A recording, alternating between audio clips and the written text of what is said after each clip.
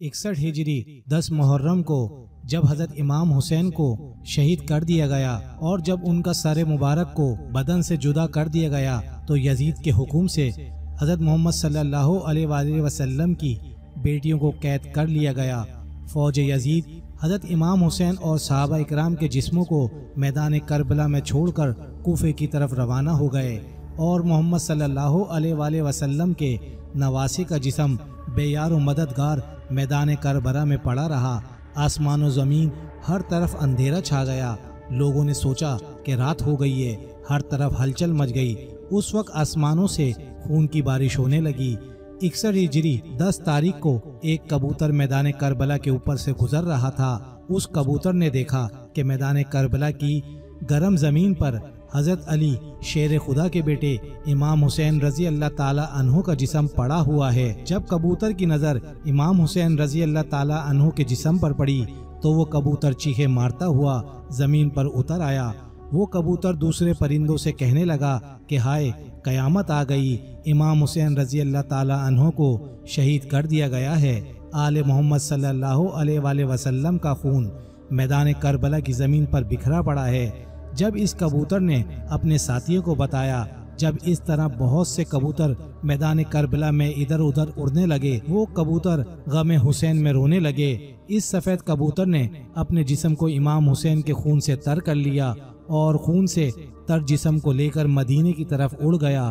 کبوتر حضرت محمد صلی اللہ علیہ وآلہ وسلم کے روزے مبارک کے ارد گرد چکر کاٹنے لگا۔ اس کبوتر کے جسم سے خون کے قطرے گر رہے تھے۔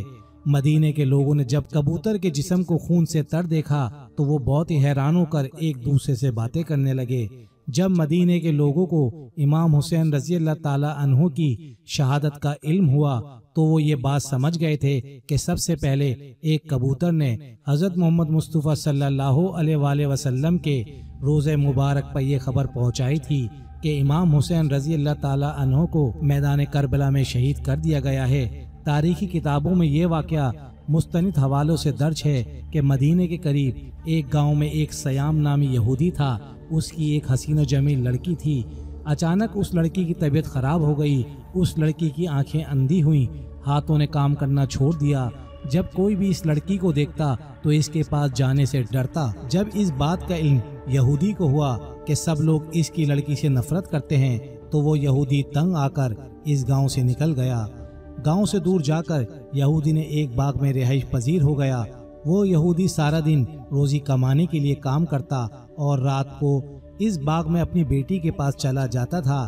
ایک دن یہودی اپنے کام میں بہت مصروف تھا۔ وہ رات کے وقت اپنی بیٹی کے پاس نہ جا سکا۔ جب لڑکی کے باپ کو کافی دیر ہو گئی تو لڑکی اپنے باپ کو تلاش کرتی ہوئی ایک درخت کے نیچے پہنچ گئی۔ اس لڑکی نے ساری رات اس درخت کے نیچے ہی گزار دی تھی۔ اس لڑکی نے سنا کہ ساتھ والے درخت سے ایک پرندے کے رونے کی آوازیں آ رہی ہیں۔ اس پرندے کی آواز میں بہت ہی درد تھا کہ اس لڑکی سے رہا نہ گیا اور وہ لڑکی بھی اس درخت کے نیچے جا پہنچی۔ لڑکی درخت کے نیچے جا کر بیٹھ گئی۔ لڑکی نے اپنا چہرہ اوپر پرندے کی طرف کیا تو اس کبوتر کے پروں سے ایک خون کا قطرہ اس لڑکی کی دائیں آنکھ میں پڑ گیا۔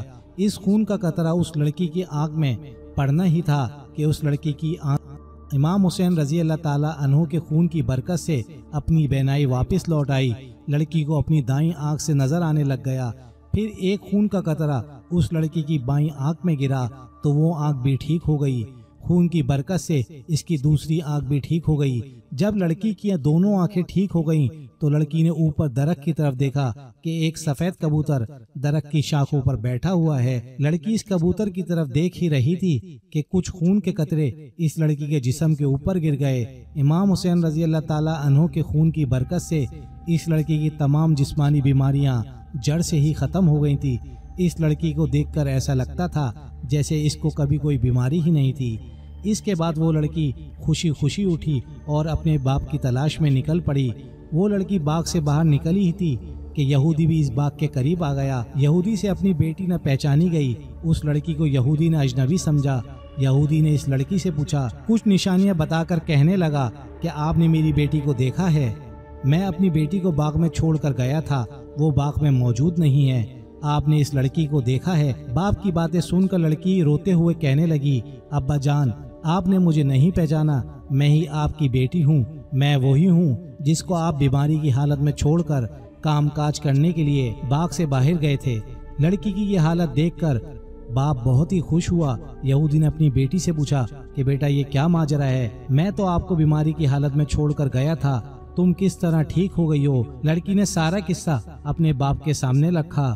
وہ لڑکی اپنے باپ کو بھی اسی درخت کے نیچے لے گئی۔ کبوتر ابھی وہاں بیٹھا رو رہا تھا۔ یہودی نے اس کبوتر سے پوچھا، اے پرندے، تیری اس در بری آواز کے پیچھے کیا وجہ ہے؟ تیرا سارا جسم خون سے تر کیوں ہے؟